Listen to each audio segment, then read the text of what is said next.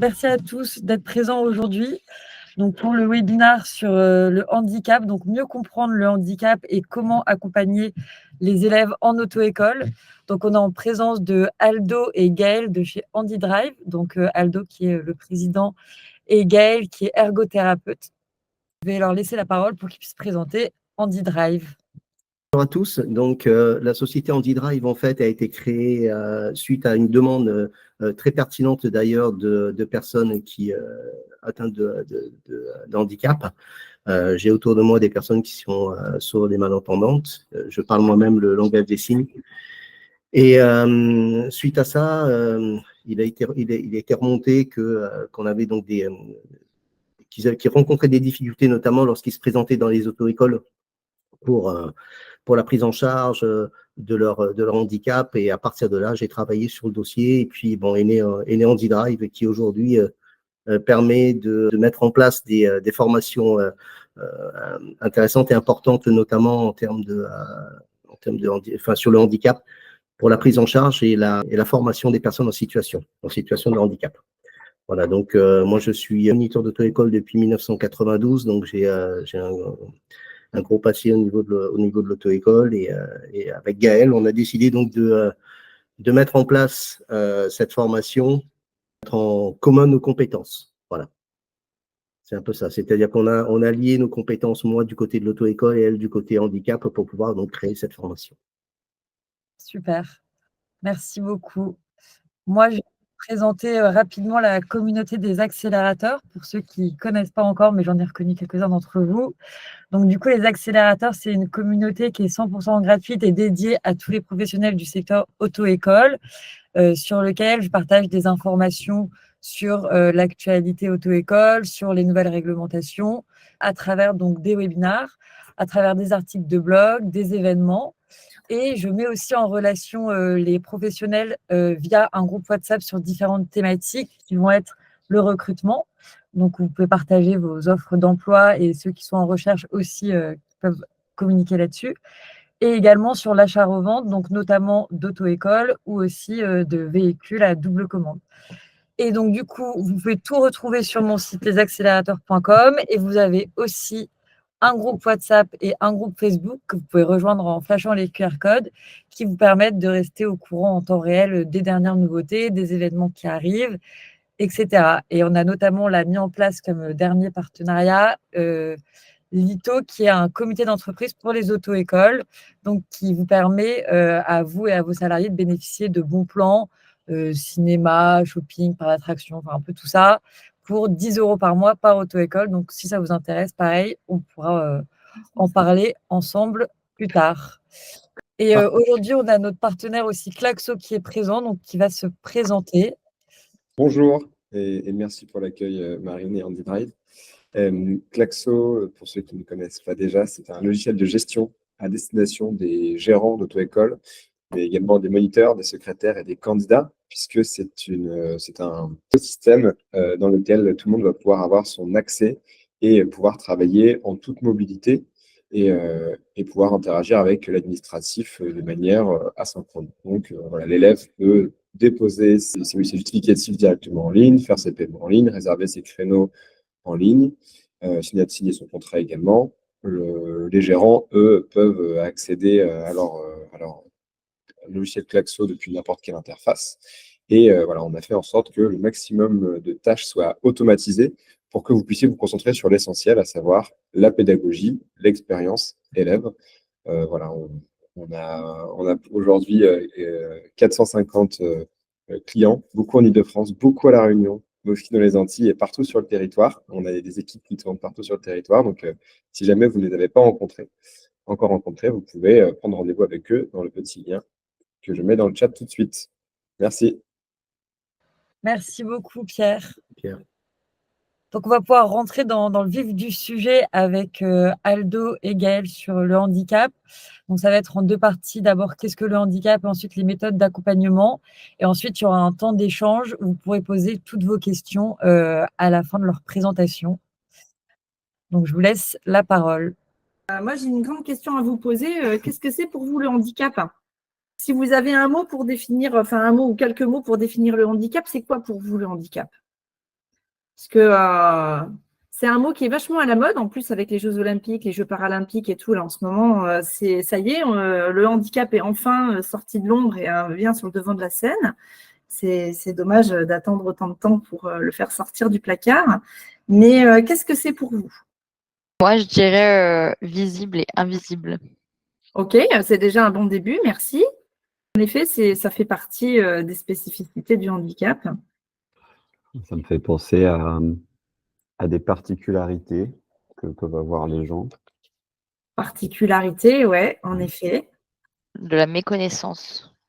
Ah ouais, Ouais. je vous rejoins à 3000%. Méconnaissance, ouais. On a Sébastien dans le chat qui dit une maladie qui cause des déficiences. Maladie, alors en effet, ça peut être lié à la maladie. Le mot déficience est un mot qui est beaucoup utilisé. Ah, Marion, merci. Le mot tabou. Ah ouais, ça reste encore. Ça fait un peu peur, hein? Difficulté d'apprentissage? C'est ça, hors norme. Merci Isabelle. Difficulté d'apprentissage, ça peut Effectivement. entrer dedans et tout ça, ouais. Pour les 10, par exemple. Exactement, ouais. Est-ce que vous connaissez la proportion de personnes qui sont atteintes de handicap dans la population française?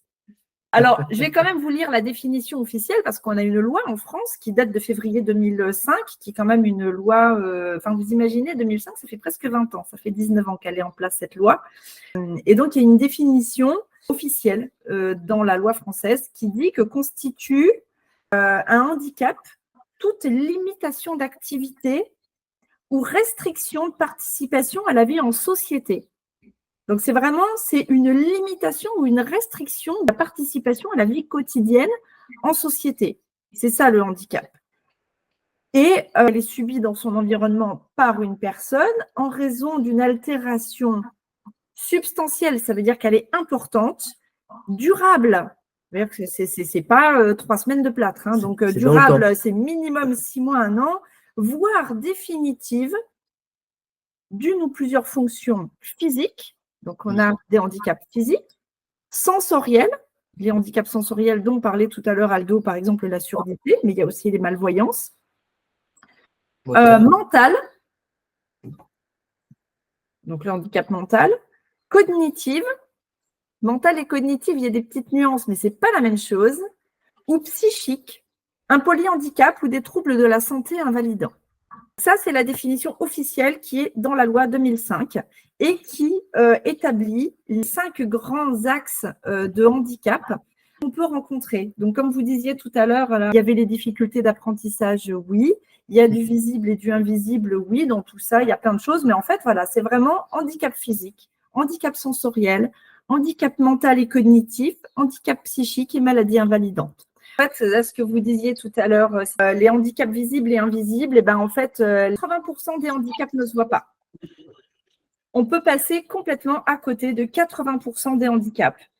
Et c'est quand même gros morceau que de passer dans ces 80%. Allez, quelques petits chiffres. On est 68, presque 69 millions d'habitants. Il y a en gros à peu près 12 millions de personnes qui sont concernées par des restrictions d'activité.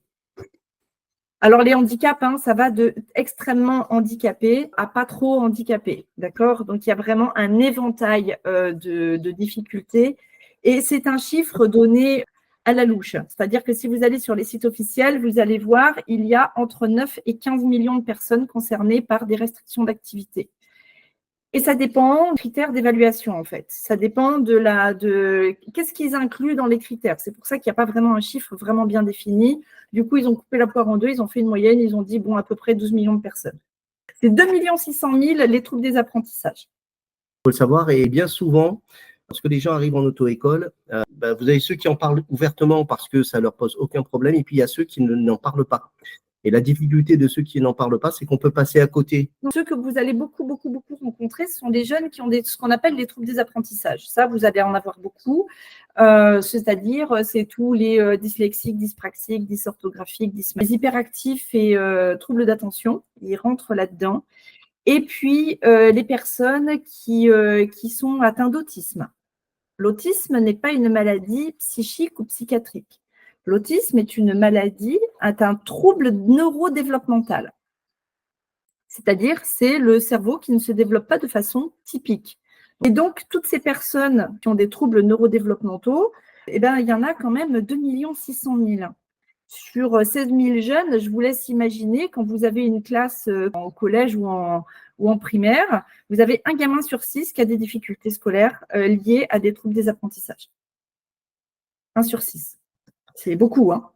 Ces élèves qu'on a au niveau de l'éducation nationale vont forcément à un moment donné se retrouver au niveau des auto-écoles. Et la grosse difficulté, c'est qu'il ne faut pas passer à côté. C'est-à-dire qu'aujourd'hui, si on passe à côté, on risque d'avoir de perdre du temps, l'élève de perdre du temps de son côté, le moniteur de perdre du temps aussi, et puis de ne pas comprendre pourquoi certaines choses ne sont pas assimilées rapidement, et d'où l'importance de bien maîtriser tout ce côté technique du handicap pour pouvoir justement le mettre en exergue et très rapidement pouvoir adapter sa formation aux personnes qui se présentent chez vous et qui sont en situation de handicap. Là, on va partir sur le handicap visible.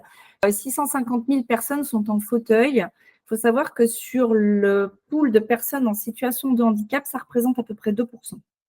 Donc, vous imaginez 2% de personnes en situation de handicap physique qui se voient. Alors, évidemment, il y a d'autres handicaps qui se voient, hein, d'accord, mais c'est pour vous dire que le nombre de personnes en fauteuil, en fait, par rapport à la quantité de personnes en situation de handicap, c'est presque peanuts. Donc, heureusement que les personnes en fauteuil, heureusement que vous pouvez les accueillir avec des véhicules adaptés, mais ce n'est pas la majeure partie des personnes auxquelles vous allez être confrontés qui sont porteuses d'un handicap. Et d'ailleurs, les véhicules adaptés, heureusement, ne concernent pas que les personnes en fauteuil, elles concernent plein d'autres personnes. Mais c'était pour vous situer, voilà, le fauteuil, c'est un petit peu le truc hyper stigmatisant que tout le monde voit. En fait, c'est 2% des personnes handicapées. Donc, c'est vraiment pas la majeure partie.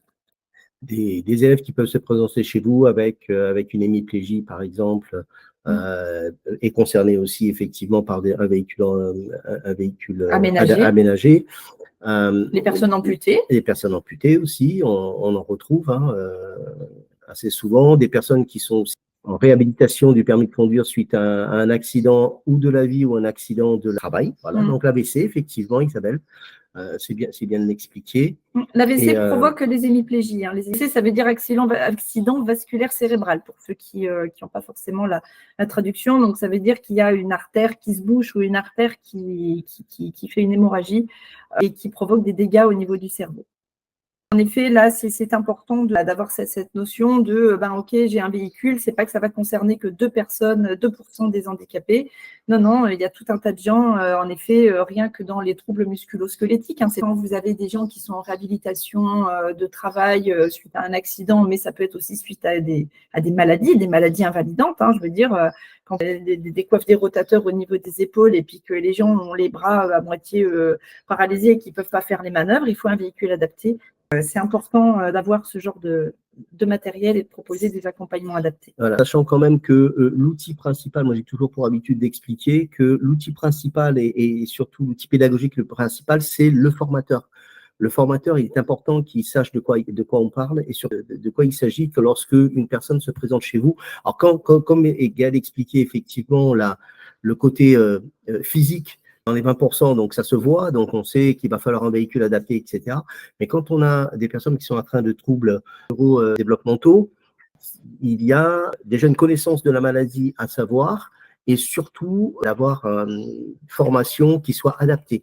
C'est pour ça que nous sommes là, nous, notamment au niveau d'HandiDrive, pour former les enseignants et pour qu'ils aient tous les outils, je dirais, pour pouvoir prendre en charge et accueillir et accompagner convenablement une personne en situation de handicap dans son établissement. Ouais, on va justement pouvoir voir les différentes méthodes d'accompagnement et les organismes qui existent déjà. Avant de passer à ça, j'avais quand même une question à vous poser. Combien d'entre vous abordent franchement le sujet du handicap? Combien d'entre vous interrogent les futurs apprenants sur le handicap? Est-ce que vous êtes dans une situation de handicap? Oh, Sophie, vous le faites systématiquement. Très bien. OK. On le fait d'office. Sandrine aussi, oui, systématiquement. Waouh! OK. C'est bien. Parce qu'effectivement, c'est important d'avoir l'information dès le départ. Si on n'a pas d'information dès le départ, on risque de passer à côté.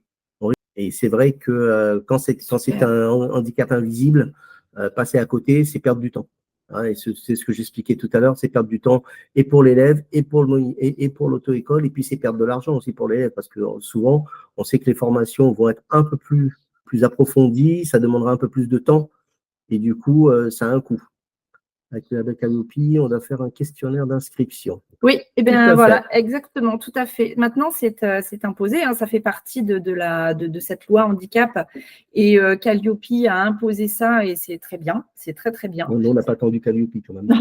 C'est pour le préparer. Heureusement, parce qu'il y a quand même un gros tabou sociétal. Marion. Ça renvoie à l'image, hein, ça renvoie à la normalité. Et qui dit handicap dit en fait, je ne suis pas normale. Et ça, c'est quelque chose qui n'est pas facile. Et puis souvent, on ne veut pas voir, c'est gênant, on se sent un peu gêné d'aborder. Il n'y a qu'à voir, rien que quand on parle de maladie ou de handicap, les gens sont tout de suite sur la défensive, ou alors ils n'osent pas. Je ne sais pas si je t'avais raconté, là, une jeune femme autiste qui était en voiture avec une autre personne. Et puis, c'était un moment très stressant dans la circulation. Et puis, du coup, elle n'avançait pas, elle était un peu figée. Hein. Et donc, il y a un mec qui est très… on est un peu dans la région marseillaise, hein, pour vous situer.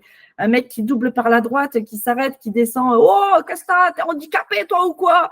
Et la meuf qui ne se démonte pas, qui descend la vitre passager, qui le regarde et qui dit « Oui, je suis autiste, ça vous gêne ?» Punaise, le Marseillais, il s'est dégonflé comme un ballon de baudruche, il est parti sans demander son reste.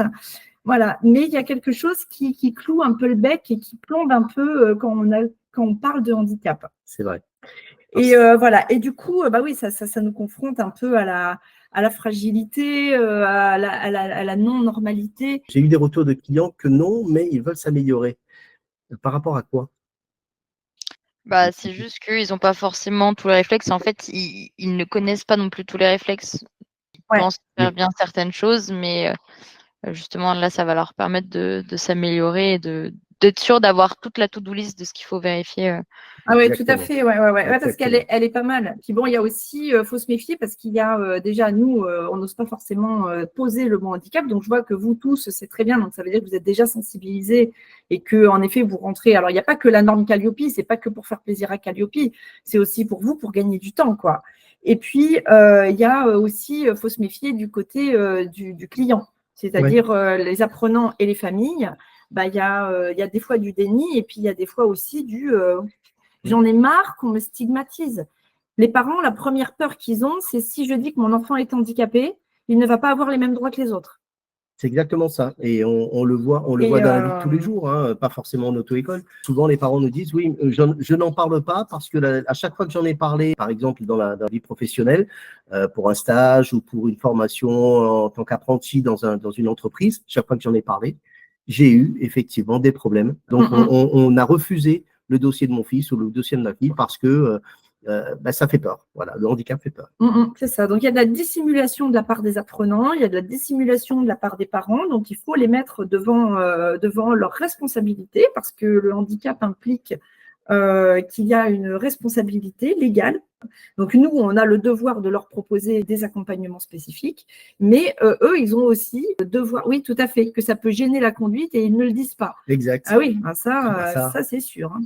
Ça, c'est sûr. En fait, ils ont l'impression que lorsque l'enfant est atteint d'un handicap, que ça va forcément être des tarifs exorbitants. On sait par la pratique qu'une personne en situation de handicap va mettre un peu plus de temps quelquefois à la compréhension. Alors, certains vont perdre un peu de temps sur la partie théorique, l'apprentissage de la partie théorique, d'autres un peu plus de temps sur la partie pratique parce que ça va effectivement poser quelques petits soucis au niveau de l'apprentissage.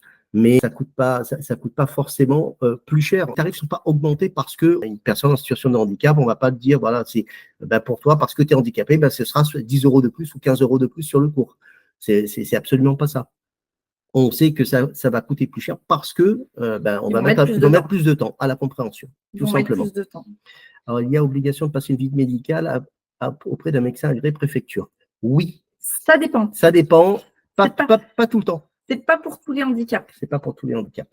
C'est pas pour tous les handicaps. Il y a des handicaps qui impliquent en effet une visite médicale. Et c'était un petit peu le point suivant. C'est-à-dire qu'il y a vraiment nécessité de mettre en place un parcours individualisé pour les personnes. Quand vous faites le questionnaire en amont, ça permet de cerner des difficultés et ceux qui n'ont pas besoin d'accompagnement, il n'y a pas besoin. Voilà. Faut savoir quand même, ça c'est un petit chiffre que je ne vous ai pas encore donné, mais quand vous avez des enfants en situation de handicap en scolaire au secondaire, c'est-à-dire collège-lycée, quand vous avez des jeunes qui ont des difficultés réelles, c'est-à-dire qui ont un dossier MDPH, dans les jeunes qui ont des dossiers MDPH, il y en a 55% qui n'ont pas d'aide. Ça veut dire qu'il y en a 45% qui ont besoin d'aide. Et quand ils arrivent en auto-école, malheureusement, ils n'ont plus ces aides-là. Donc, ils mettent forcément plus de temps. Donc, il y en a qui ont besoin de rien du tout. Ils sont quand même 55%, donc c'est plutôt un bon chiffre. Mais il y en a 45% qui ont besoin d'aménagement, qui ont besoin d'une prise en charge individualisée. En effet, certains ont des aménagements de l'examen. Voilà. Mais c'est quand même pas mal s'ils peuvent être accompagnés aussi un petit peu pour les cours. Un tant soit peu que l'inspecteur, l'IPCSR, soit formé. Parce que c'est pas toujours évident que lorsqu'on emmène un élève qui est en situation de handicap, qu'on tombe systématiquement sur un inspecteur formé.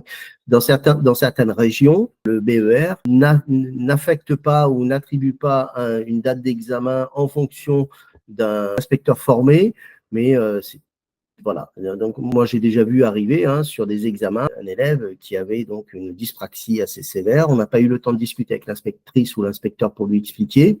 Et on lui a dit, l'élève a expliqué à l'inspectrice ou à l'inspecteur avant l'examen ce qu'il avait, donc son problème de dyspraxie. Et l'inspecteur lui a répondu, écoutez, c'est votre problème.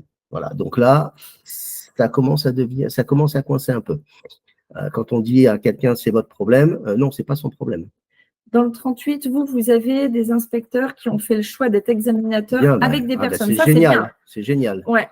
Ça, c'est très chouette parce qu'en effet, chez nous, dans les Bouches-du-Rhône, c'est un peu plus compliqué. Et puis, alors, ce que je voyais, les personnes qui ont pour le permis avec la personne à mobilité réduite, PMR, oui, bien sûr qu'il faut une visite médicale. Là, il faut vérifier que s'ils ont les capacités de conduire. Il n'y a pas que eux, il y a toute une liste de personnes qui doivent passer cette visite de contrôle auprès du médecin agréé préfecture. Et oui, bien sûr, dans ces cas-là, ils auront des aménagements de l'examen comme pour le BER. Voilà. Donc, vous pouvez avoir des aménagements du code ou des aménagements aussi de la conduite avec les véhicules. Pour les sourds et muets, quel est l'accompagnement type en formation et en examen? Je dirais que pour les personnes atteintes de surdité ou malentendants, l'accompagnement est un peu différent. Donc, c'est assez spécifique. Là, je pense que si vous voulez en discuter, il n'y a pas de souci, on peut en parler, puisque la formation que nous faisons effectivement aborde le sujet des personnes sourdes et malentendants, mais dans la formation en elle-même, il y a des aménagements à mettre en place pour les personnes sourdes et malentendantes. Mais ces aménagements, en fait, sont assez spécifiques. Moi, j'ai la chance de pouvoir parler de langage des signes, donc de pouvoir communiquer avec les personnes sourdes et malentendantes. Je ne donne pas de cours en langage des signes parce que je n'ai pas le niveau non plus pour aller jusque-là. Mais il y a des possibilités, il y a des choses qui peuvent se mettre en place. Et pour ceux qui sont intéressés, effectivement, vous pouvez rentrer en contact avec moi et je vous expliquerai comment ça fonctionne. En effet, les sourds-muets, c'est quelque chose de compliqué. C'est particulier. Parce que là, il faut former, en fait. Il faut avoir suffisamment de clientèle, il faut se former. Ou alors, mettre en place, en effet, des moyens de communiquer avec eux. Est-ce que votre formation… Oui. Parce que là, vous imaginez, en 20 minutes, je ne peux absolument pas vous présenter tous les handicaps et leurs spécificités. Chaque handicap a sa spécificité et évidemment l'accompagnement qui va avec. Donc, voilà. Donc, oui, c'est adapté parce que c'est plus une méthodologie. Déjà, on apporte de la connaissance sur les handicaps, mais c'est une méthodologie pour les lieux de formation. C'est plutôt en Pays d'Aix pour le moment. Pays d'Aix et Paris, puisqu'on a le 17 et 18 octobre, il y a 10 places sur Pays d'Aix. Et sur Paris, le 28 et 29 octobre, on a 10 places aussi. Voilà. En région parisienne. Donc, vous avez l'adresse mail en dessous pour ceux qui sont intéressés et qui veulent prendre contact avec nous pour savoir comment ça fonctionne. La formation se fait sur 2 jours concernant donc cette formation sur les personnes en situation de handicap. Ouais, mais en tout cas, il n'y a pas de spécificité voiture-moto, si vous voulez. C'est vraiment la connaissance du handicap. C'est pour vous, pour enrichir en fait vos connaissances, pour savoir quelles sont les spécificités et pour vous adapter. C'est ce que tu disais tout à l'heure. En fait, la richesse, c'est l'enseignant. C'est votre richesse. C'est le premier outil pédagogique. Donc déjà, en ayant de la connaissance sur les handicaps, non, c'est du présentiel. Alors, la réunion. Ah, oui. On verra. On verra parce que je suis en train de mettre en place pour la réunion Donc, très certainement une formation que je pourrais peut-être développer sur la Réunion, mais c'est à voir, hein. Je vous tiendrai au courant très rapidement pour la partie 974. Mais bon, après, on verra peut-être que du distanciel aussi pendant le cours. Ça doit pouvoir le faire. Ça doit pouvoir se faire. Hein. Ça doit pouvoir se faire en distanciel, en effet. C'est C'est ça. mieux en C'est-à-dire qu'on présentiel pourrait- parce qu'on a des choses à faire vivre, en fait. Si vous voulez, pendant la Exactement. formation, il y a de la pratique aussi. C'est une formation théorique, mais pratique aussi. C'est-à-dire qu'il y a la connaissance du handicap pour comprendre qu'est-ce qui se joue derrière et qu'est-ce que vous pouvez apporter. Il y a une méthodologie pour ne rien rater et puis évidemment le cadre légal, parce qu'il y a un gros cadre légal autour du handicap qui est très encadré malgré tout. Il faut bien connaître le fond. Et puis, oui, l'accompagnement médical, alors médical, c'est pas vous, mais savoir orienté, éducatif, les aménagements de matériel. Tout à l'heure, on a passé un peu vite sur la slide, mais il y a des partenaires qui permettent d'aménager les véhicules, mais il y a aussi des organismes qui permettent de financer.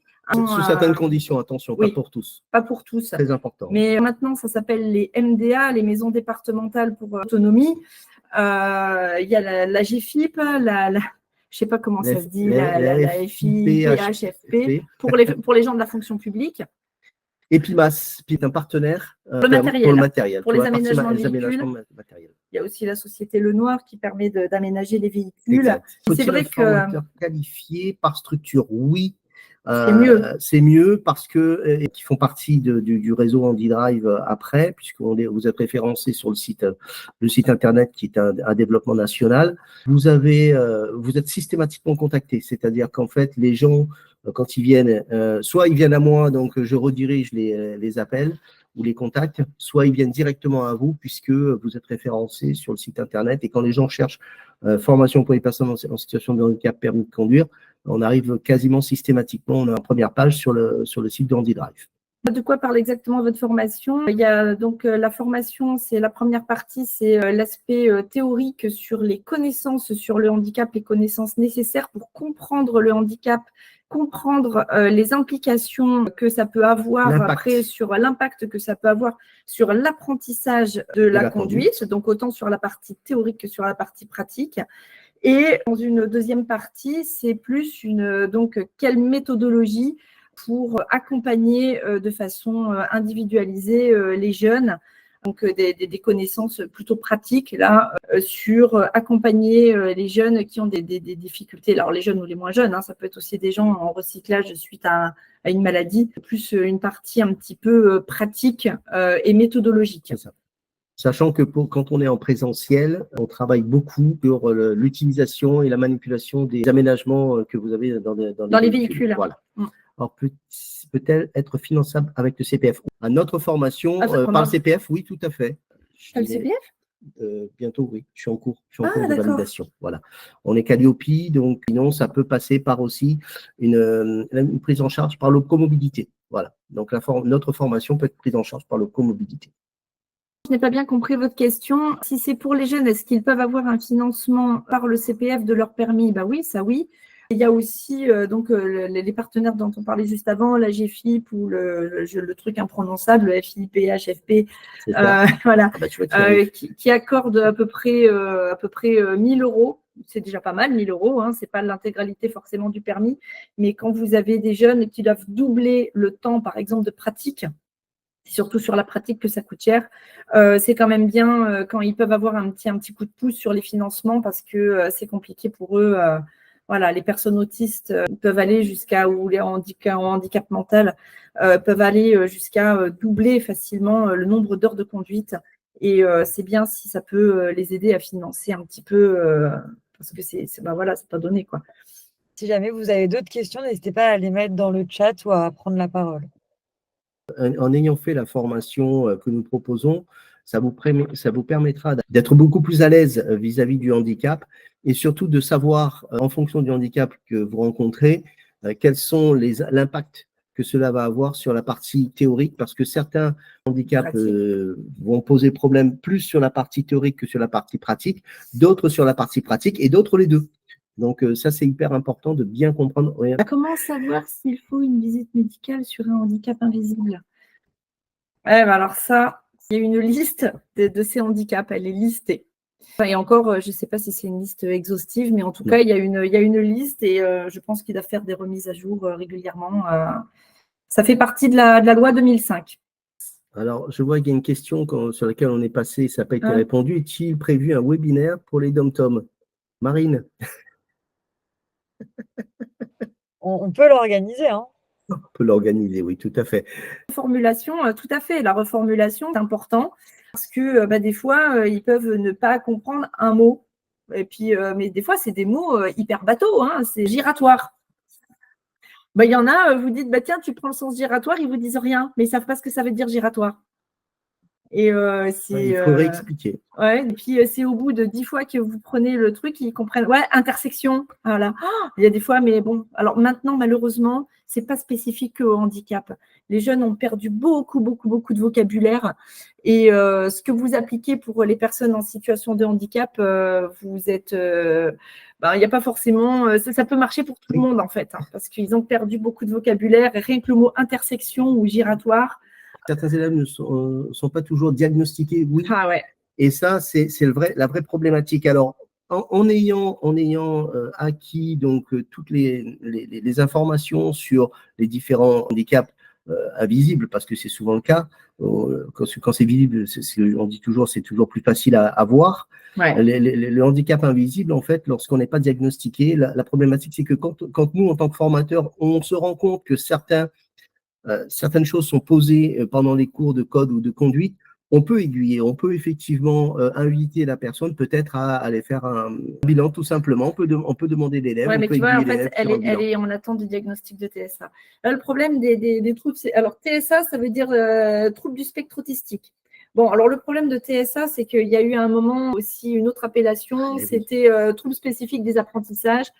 Alors, le TSA, c'est plutôt trouble du spectre autistique et les personnes autistes sont diagnostiquées en général tardivement. Alors, de plus en plus, on essaie de les dépister entre 3 et 6 ans, mais pas encore très longtemps. La moyenne, c'était 10-12 ans.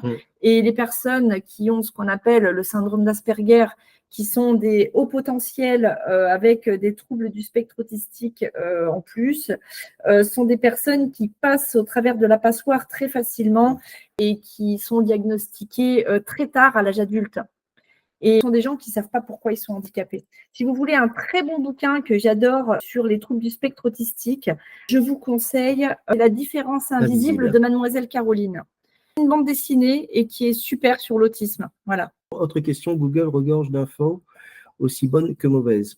Pas ou peu de solutions pour créer des supports. Existe-t-il une bibliothèque ou des supports complets dédiés? Alors, ça, c'est la vraie problématique qu'il existe aujourd'hui parce que vous avez compris que le handicap, ça a déjà un large panel. Alors, si vous prenez le trouble autistique, le panel est encore plus grand. Les troubles 10 aussi, il y a des choses, effectivement. Les supports, pour l'instant, il n'y en a pas. Enfin, en fait, c'est pour ça qu'on a fait cette formation, c'est qu'il n'y a rien. Vous avez complètement raison. Support complet, non, il n'y a rien. En fait, il n'y a pas grand-chose. Il n'y a vraiment pas grand-chose et c'est pour ça qu'on a un peu avancé avec cette méthode. J'ai vu aussi passer une question sur est-ce qu'il y a un relais avec les écoles et est-ce que c'est leur job? Non, c'est absolument pas leur job. Et il n'y a jamais de relais entre les auto-écoles et les lycées. C'est deux univers très différents. Il me semble que vous êtes absolument à aucun moment en lien avec l'éducation nationale. Ce n'est pas leur place. Le tiers-temps, c'est vraiment spécifique pour certains handicaps. Pour certains, pas pour tous. Et il faut que ça passe, évidemment, c'est le médecin agréé qui va dire si oui ou si non, cette personne-là, elle a droit au tiers-temps. En fait, ça va dépendre de plein de choses. Il n'est pas tu es dans cette case-là, ça va être comme ça, tu es dans cette case-là, ça va être comme ça. Ça va dépendre du degré de handicap, ça va dépendre du type de handicap, ça va dépendre de si la personne elle a déjà un dossier MDPH, pas de dossier MDPH, ça va dépendre de plein de trucs. Et puis, ça va dépendre de l'appréciation tout à fait personnelle du médecin agréé préfecture. Alors, quand surtout un examen avec des questions lisibles et compréhensibles et arrêter les doubles questions au code. Oui, alors ça, malheureusement, on ne maîtrise pas. On n'est pas à la place du gouvernement. Hein, ça, on n'a absolument pas prise là-dessus. Alors, c'est vrai que ce serait pas mal de le voir ça. Mais ça, malheureusement, ça dépend absolument pas ni de la formation. Ouais, c'est vraiment étatique. Pour un move, lorsqu'on fait un examen spécifique avec le BER, c'est le BER qui lit les questions et c'est lui qui reformule éventuellement lorsque les élèves demandent. Il faut le savoir. Voilà. Mais comme on expliquait tout à l'heure, c'est pas un examen, le tiers-temps n'est pas proposé à tout le monde. Voilà, c'est pas un examen qui est proposé à tout le monde. L'apprentissage demande Voilà. du temps. Bah ouais, là, le Et problème, c'est toujours ce problème du temps, en fait. C'est que les personnes qui ont des handicaps cognitifs et des handicaps intellectuels, ça prend plus de temps. Et malheureusement, le temps, c'est de l'argent. Pas de recette miracle là, il va falloir vraiment trouver le point d'entrée et la spécificité de la personne. Alors évidemment, chaque type de handicap a un petit peu ses spécificités et c'est pour ça qu'on propose de vraiment des fiches par type de handicap pour avoir les grandes lignes, que vous ayez déjà les grandes lignes et puis voir les ressources que chacun a, les solutions qui ont été trouvées. Il y a un petit peu chacun fait un petit peu à sa sauce. Pour les parents, comment leur proposer et à quel tarif une formation spécifique et sous quelle forme? De toute façon, ça, c'est aussi chacun voit midi à sa porte. Là. Voilà, on ne peut pas faire de la cogestion non plus sur. C'est vous qui voyez comment. Vos établissements. Voilà, c'est ça. Où en sont vos finances? Comment sont vos financements? Est-ce que vous avez beaucoup d'aide, pas beaucoup d'aide? Est-ce que vous êtes dans des quartiers défavorisés ou pas du tout défavorisés? C'est sûr qu'en fonction des quartiers où vous êtes, vous allez avoir une majorité de gens qui ont des difficultés financières, où il va falloir faire beaucoup de dossiers. Il y en a qui ne se posent pas la question. Vous trouvez la liste des auto-écoles. Alors déjà sur le site, pour ceux qui sont partenaires HandiDrive, vous le retrouvez sur une carte, un référencé. Et en ce qui concerne la liste des auto-écoles, il me semble que la préfecture avait lancé il y a à peu près 1 an un récapitulatif de ceux qui ont des auto-écoles qui sont équipées avec du matériel spécifique pour la formation des personnes en situation de handicap pour les référencer. Mais comme je dis toujours, si on peut avoir le meilleur matériel que l'on veut, si on n'a pas les bonnes informations et on n'a pas l'outil principal, l'enseignant ou de former, je pense que quelquefois, ça peut desservir l'élève de pratiquer avec un enseignant qui n'est pas formé. Si vous cherchez sur Internet, vous allez trouver des auto-écoles. Mais là, par exemple, là, tu vois, je suis en train de regarder. Elles ne sont pas forcément à jour, ce n'est pas des listes exhaustives. Là, par exemple, il y a un site que je viens d'aller voir qui s'appelle CEREMH, qui a recensé, mais par exemple, il n'y a pas les écoles qu'on a formées nous, ils ne sont pas dedans. Et pourtant, ils ont des véhicules adaptés. Donc, ce n'est pas forcément ce que vous allez trouver, ça ne va pas être des listes exhaustives. Moi, j'ai une question. Donc, oui. Nous, on a, comme vous l'a présenté tout à l'heure, le logiciel de gestion Klaxo. Est-ce que vous auriez des idées de comment est-ce qu'on pourrait améliorer notre logiciel pour potentiellement pouvoir faciliter certains accès à certains handicaps? Moi, je n'ai pas vu ton interface, donc je ne sais pas ce que vous avez mis ou pas. Au niveau visuel, je ne sais pas du tout comment c'est. Tu as plein de trucs justement pour faciliter la visibilité déjà au niveau du choix des couleurs, au niveau de la police que tu prends, de la taille de la police. Est-ce que ça va être facile de naviguer en fonction du choix du type de pop-up que tu prends? Alors, est-ce que ça va faciliter la navigation ou pas? Ça, on a déjà travaillé dessus sur l'UX design, tout ça, où justement le principe de ce logiciel, c'est qu'il est ultra simple d'utilisation, ultra pratique et ultra visible. Ok. Après, en fait, ça dépend. C'est vraiment, ça va dépendre si tu veux faire un truc ultra simplifié où il n'y a quasiment pas de pop-up avec pas beaucoup de renvois. Ça simplifie beaucoup. Au niveau des couleurs, et de la graphie, ça c'est hyper important. Et tu as des interfaces de lecture aussi qui permettent de lire les pages. Je ne sais pas si vous avez ça. Qu'est-ce que vous entendez par lire les pages exactement?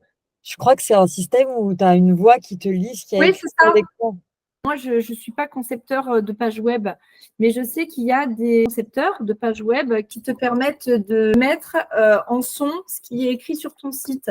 Pour le coup, alors, ça, bonne nouvelle pour tout le monde, c'est pas très gourmand en technologie. En fait, il suffit que le format texte soit, il n'y ait pas trop de logos et que ce soit assez fluide. Et en l'occurrence, c'est le cas de Klaxo. Mais encore mieux, en fait, 80% de la navigation Klaxo du côté élève se fait sur l'interface mobile.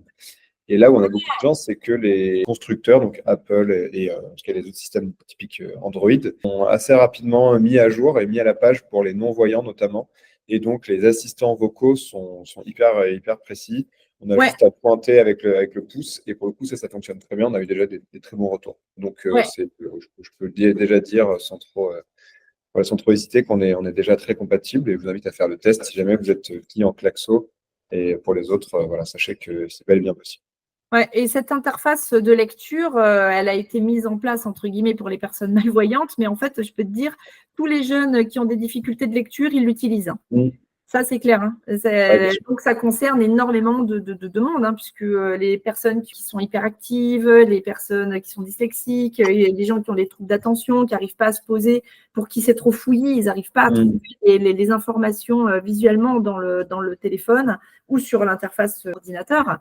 Ben, c'est des gens qui vont utiliser ce genre d'outils. Voilà.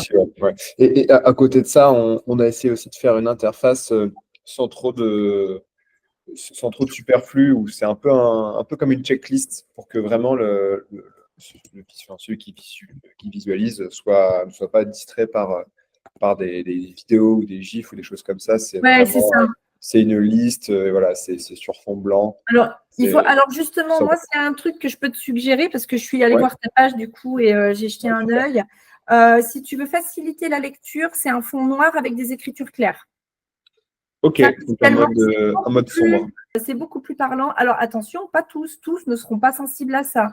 Mais est-ce que ton webmaster, il a la possibilité de proposer, par exemple, de switcher de l'un à l'autre, comme tu passes en mode sombre sur Windows. Oui, bien sûr. Voilà. Je n'ai pas le webmaster à proximité, mais je le solliciterai. Effectivement, c'est dans l'air du temps. Hein. Quasiment toutes les applications et plateformes le proposent. Il y a beaucoup d'applis qui proposent des visuels sur fond sombre avec des écritures, avec des couleurs. Et la chromatique est hyper importante pour les supports dans les auto-écoles. C'est pareil, hein, les supports visuels, vous avez des jeunes qui vont être plus sensibles à un fond de page sombre et avec des écritures écrites en clair.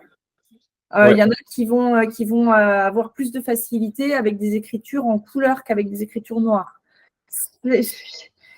C'est d'ailleurs Le Monde qui propose sur son site des infographies. Il y a toujours une version grand public, entre guillemets, et on peut cocher une case pour les daltoniens et c'est hyper bien fichu. C'est très précis. Et je trouve ça cool qu'ils aient mis à disposition une accessibilité pour les daltoniens, parce que mine de rien, pareil, ça c'est très invisible. Et c'est ultra handicapant le daltonisme. Hein. Bien sûr. C'est ultra handicapant. Encore plus en conduite. Merci du conseil, on va voir avec l'équipe technique. Merci beaucoup Aldo et Gaël pour merci à tous. C'est extrêmement intéressant.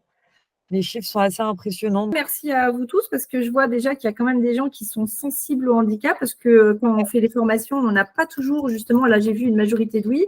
Quand j'ai posé la question, est-ce que vous parlez handicap, d'habitude, c'est plutôt une majorité de non. Donc, je suis déjà très agréablement surprise par votre écoute et votre accueil au monde du handicap. Et c'est déjà une belle démarche que de se mettre aux normes pour se mettre aux normes, mais d'avoir cette sensibilité-là.